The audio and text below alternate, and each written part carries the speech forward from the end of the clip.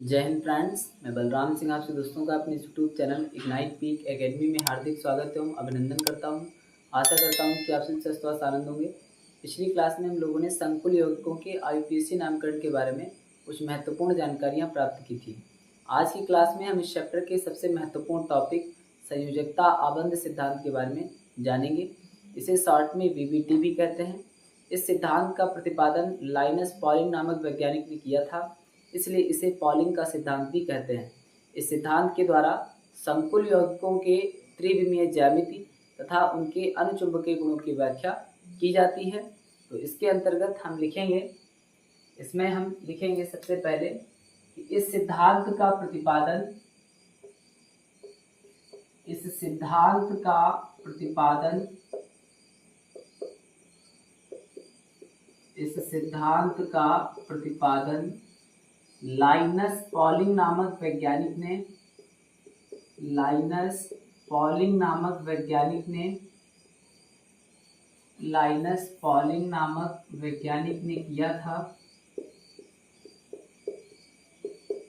Lines polling नामक वैज्ञानिक ने किया था।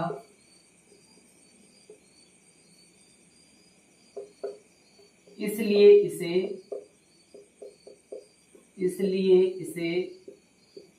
पॉलिंग का सिद्धांत भी कहते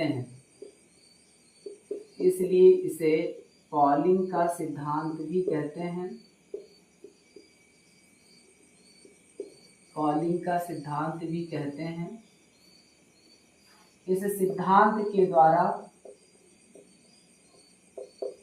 इस सिद्धांत के द्वारा संकुल यौगिकों की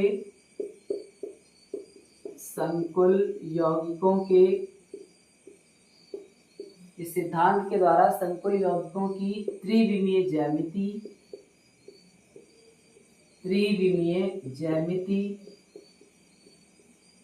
तथा उनके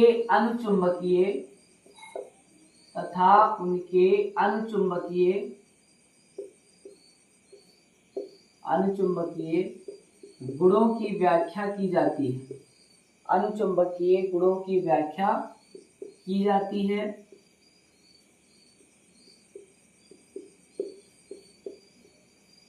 इस सिद्धांत के महत्वपूर्ण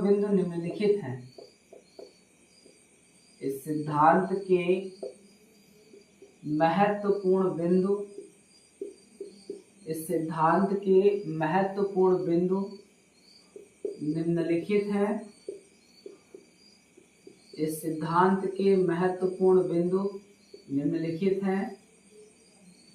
इस सिद्धांत के महत्वपूर्ण बिंदु निम्नलिखित हैं। और इसमें सबसे पहला पॉइंट है कि किसी भी संकुल यौगिक के केंद्रीय धातु परमाणु के पास उसकी उपसाह संयोजन संख्या के बराबर रिक्त ऑर्बिटल होते हैं या रिक्त कक्षक होते हैं। तो इसमें हम लिखेंगे किसी भी संकुल यौगिक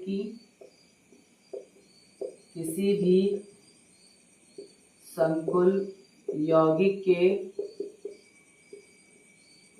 केंद्रीय धातु परमाणु के पास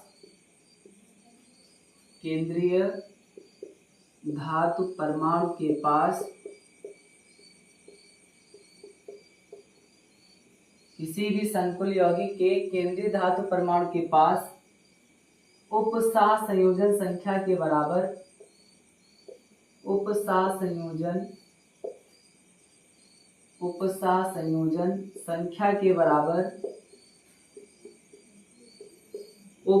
संयोजन संख्या के बराबर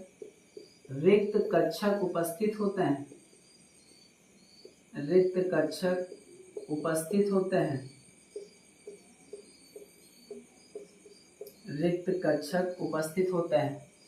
इसका क्या अर्थ है? किसी भी संकुल यौगिक की केंद्रीय धातु परमाणु के पास उपसाह संयोजन संख्या के बराबर रिक्त कक्षक उपस्थित होते हैं।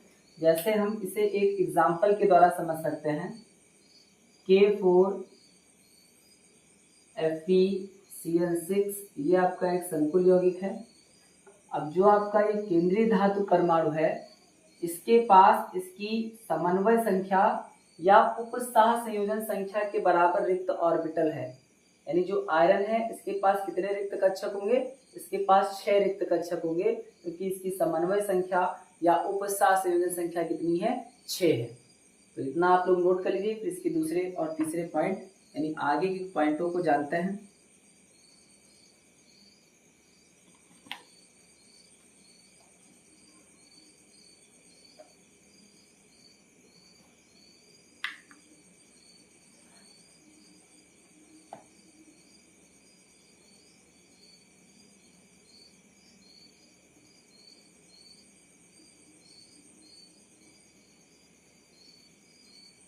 फिर इसके बाद में हम इसके दूसरे पॉइंट को जानेंगे।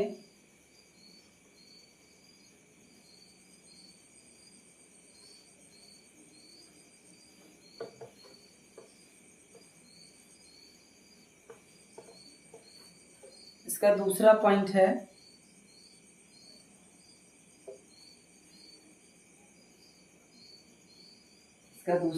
है कि केंद्रीय धातु परमाणु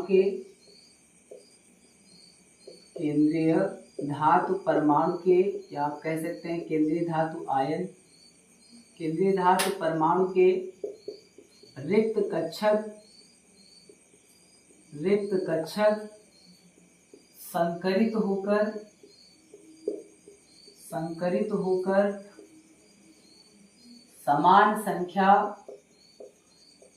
समान संख्या व समान ऊर्जा के नए संकरित कक्षकों का निर्माण करते हैं। नए संकरित कक्षकों का निर्माण करते हैं। दूसरा पॉइंट क्या है, केंद्रीय धातु परमाणु के रिक्त कक्षक संकरित होकर समान संख्या व समान ऊर्जा के नए संकरित कक्षकों का निर्माण करते हैं।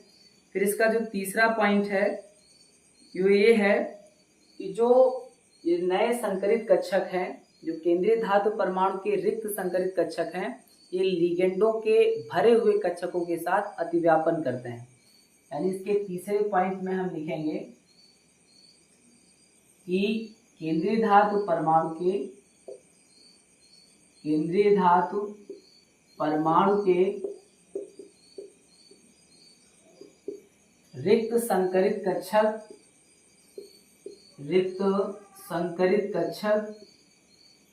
केंद्रीय धातु परमाणु के रिक्त संकरित कक्षक लिगेंडों के भरे हुए कक्षकों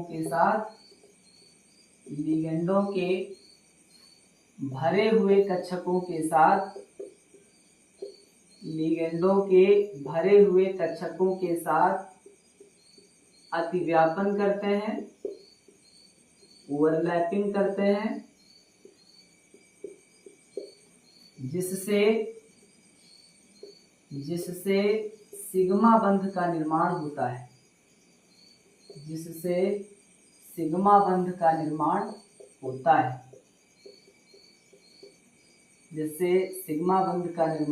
है। यानी तीसरा पॉइंट क्या है, केंद्रीय धातु परमाणु के रिक्त संकरित कक्षक लिगेंडों के भरे हुए कक्षकों के साथ अतिव्यापन करते हैं, जिससे सिग्मा बंध का निर्माण होता है। अब इसके चौथे पॉइंट में हम जानेंगे, यानी प्रत्येक लिगेंड के पास एक ऐसा कक्षक होता है जिसमें एकाकी इलेक्ट्रॉन युग्म उपस्थित होता है। चौथे पॉइंट में हम लिखेंगे कि प्रत्येक लिगेंड के पास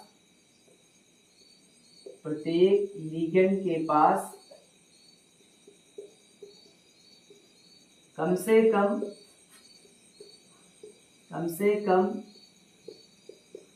एक ऐसा कक्षक होता है,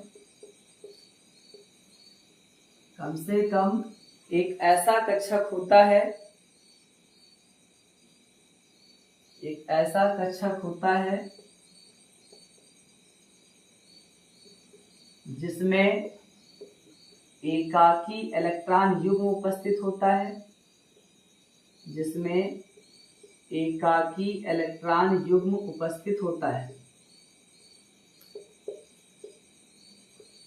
एकाकी इलेक्ट्रॉन युग्म उपस्थित होता है, यानी चौथा पॉइंट क्या है, प्रत्येक लिगेंड के पास कम से कम एक कक्षक ऐसा जरूर होगा जिसमें एकाकी इलेक्ट्रॉन युग्म उपस्थित होता है। अब इतना आप लोग नोट कर लीजिए, फिर इसके आगे इसके बाकी 2 बचे पॉइंटों को भी जान लेंगे।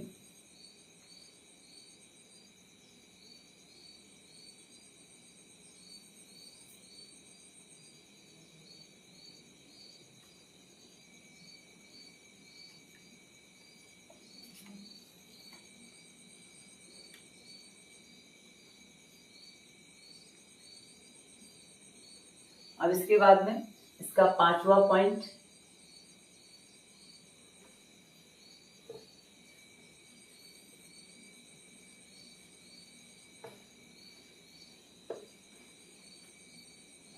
इसका 5वां पॉइंट है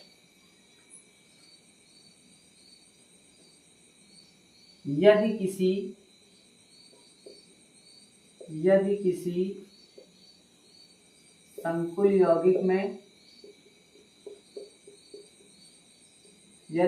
संकुल यौगिक में एक या अधिक अयुग्मित इलेक्ट्रॉन उपस्थित हैं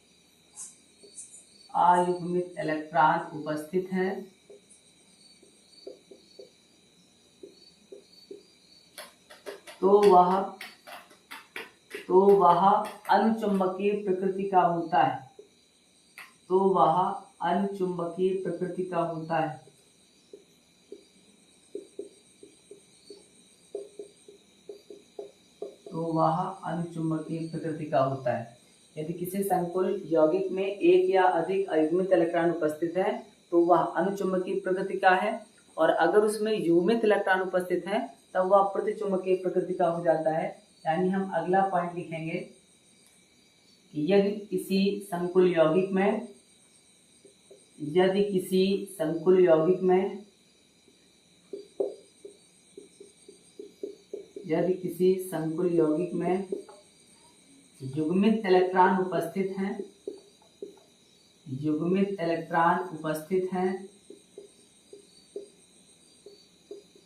युग्मित इलेक्ट्रॉन उपस्थित हैं तो वह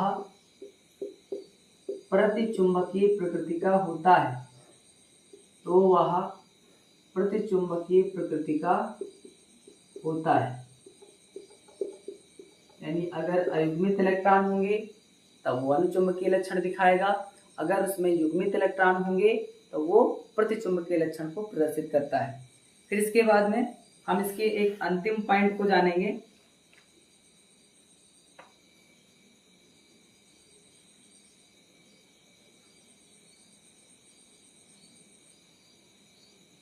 अब इसके बाद में इसका जो अंतिम पॉइंट है इसके बारे में जानेंगे, यानी 7 नंबर, संकर निर्माण की प्रक्रिया में अंतिम पॉइंट इसका है, संकर निर्माण की प्रक्रिया में हुंड के नियम का पालन किया जाता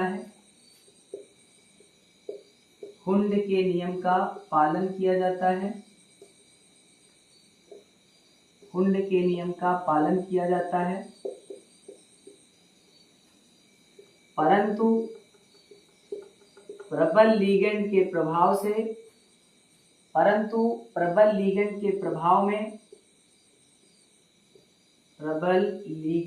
प्रभाव में इलेक्ट्रॉन हुंड के नियम का विरोध करने लगते हैं।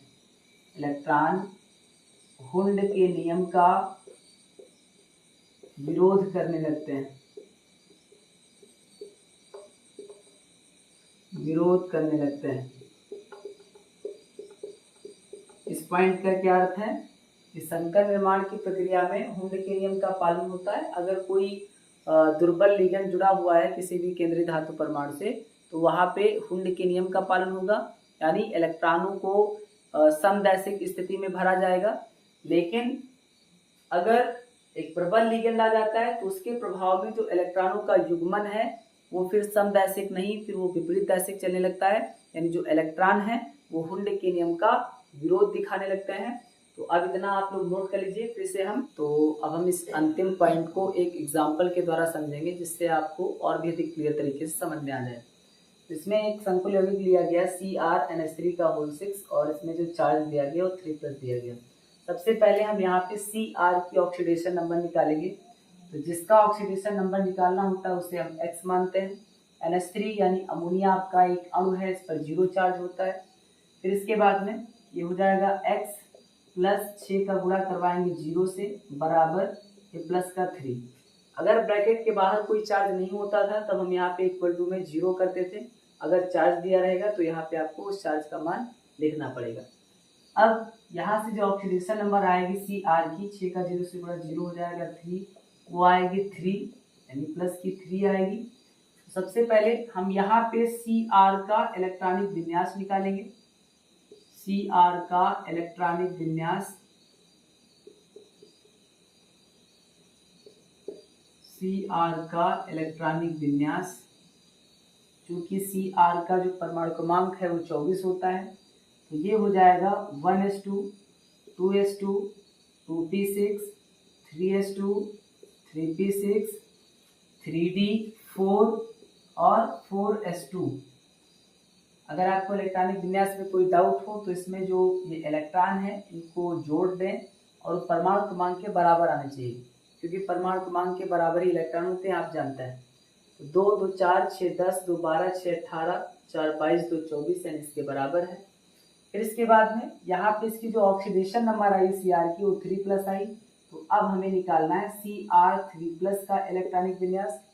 Cr3+ का मतलब है कि Cr ने 3 इलेक्ट्रॉनों का त्याग कर दिया, तो इसकी अंतिम कक्षा से 3 इलेक्ट्रॉन त्याग दिए जाएंगे, यानी 3 इलेक्ट्रॉन यहाँ से घटा देना है। यहाँ पे बचेगा 4s0 और यहाँ पे बचेगा 3d3, क्योंकि 2 और 1 3 इलेक्ट्रॉन को यहाँ से आपको माइनस करना है। तो अब इसका इलेक्ट्रॉनिक विन्यास हो जाएगा 1s2 2s2 2p6 3s2 3p6 3d3 और 4s0। 2 यहाँ से 1 यहाँ से 3 इलेक्ट्रॉन ये रिलीज हो गए, निकल गए, क्योंकि Cr3+ का मतलब इसने 3 इलेक्ट्रॉनों का त्याग कर दिया। अब यहाँ पे हमें संकरण करवाना है, तो हम d ऑर्बिटल बनाएंगे। जो आपका एक 3d ऑर्बिटल है ये बनेगा, इसमें 5 सब ऑर्बिटल होंगे, 1 2 3 4 5।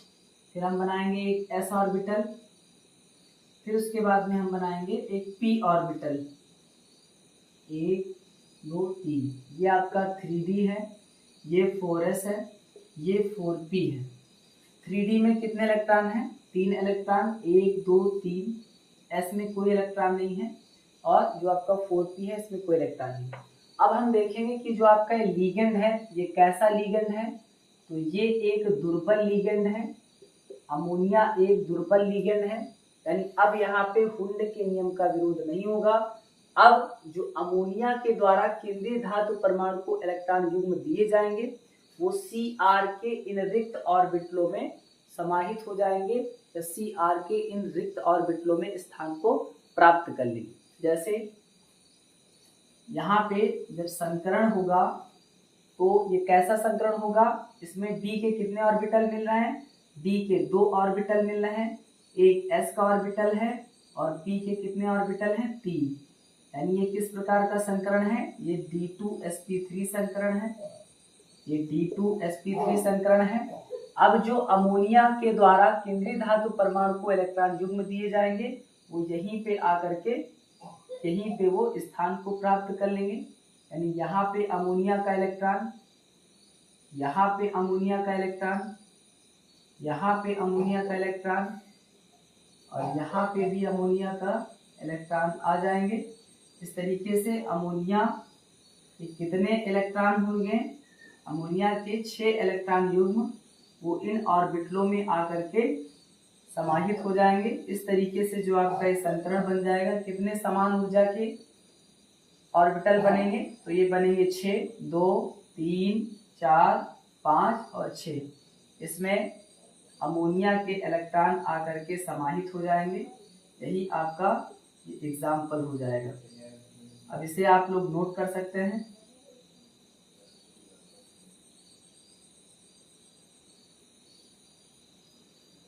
अब इसे आप लोग नोट कर सकते हैं। तो अब हम बात करेंगे एक अगले एग्जाम्पल के बारे में जिसमें प्रबल लिगेंड है। तो सबसे पहले इसमें हम Fe की ऑक्सीडेशन नंबर निकालेंगे। तो Fe की ऑक्सीडेशन नंबर निकालना तो इसे हम x मानेंगे, Cl पर -1 होता है, तो ये हो जाएगा x + 6 × -1 इक्वल टू, यहाँ पे क्या रखना है, -3 रखना है। अब ये हो जाएगा x ±−6 इक्वल टू -3, तो x इक्वल टू -3, ये -6 इधर आएगा तो +6 हो जाएगा, यानी x का मान आएगा 3, यानी x की जो ऑक्सीडेशन नंबर Fe की आई है वो आई है +3। तो सबसे पहले हम निकालेंगे यहाँ पे Fe का इलेक्ट्रॉनिक विन्यास। Fe का परमाणु क्रमांक होता है 26, तो ये हो जाएगा 1s2 2s2 2p6 3s2 3p6 3d6 और 4s2, ये इसका इलेक्ट्रॉनिक विन्यास हो जाएगा। इसमें हम इलेक्ट्रॉनों की संख्या को काउंट करेंगे, परमाणु क्रमांक के बराबर आना चाहिए। तो 2 2 4 6 10 2 12 6 18 6 24 तो 26, यानी ये परमाणु क्रमांक के बराबर है। उसके बाद में यहाँ पे जो Fe की ऑक्सीडेशन नंबर आई वो +3 आई, इसका मतलब Fe 3 इलेक्ट्रॉनों का त्याग कर रहा है, यानी अंत से आपको 3 इलेक्ट्रॉनों को माइनस कर देना है।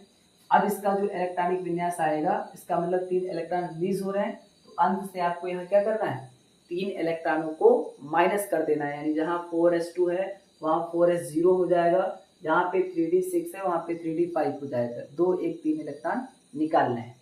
तो Fe3+ का इलेक्ट्रॉनिक विन्यास हो जाएगा 1s2 2s2 2p6 3s2 3p6 3d5 और 4s0।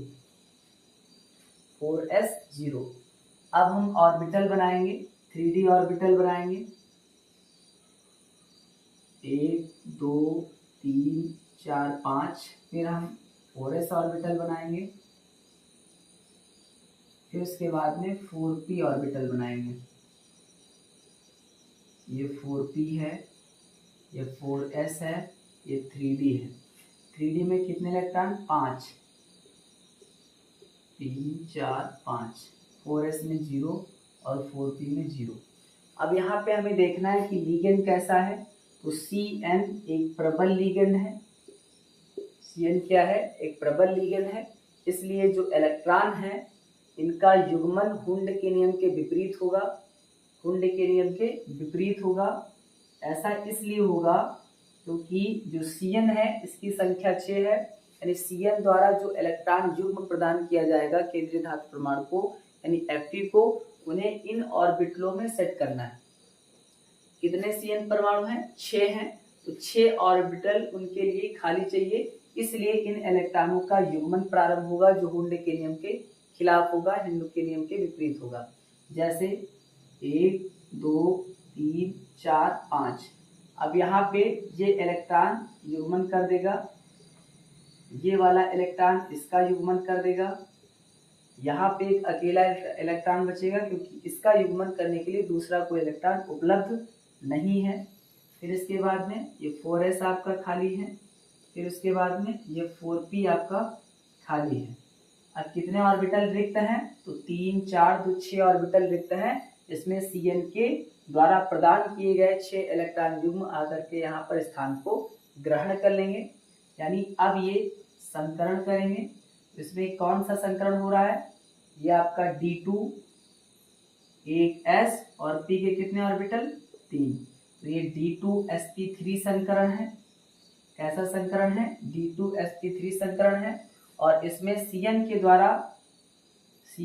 द्वारा केंद्रीय धातु परमाणु को दिए गए इलेक्ट्रॉन युग्म आकर यहाँ पर अपना स्थान ग्रहण कर लेंगे, यानी ये आपका बनेगा 6 नया संकरित ऑर्बिटल। इसमें समान ऊर्जा और समान मात्रा में इलेक्ट्रॉन रहेंगे, 1 2 3 4 5 6।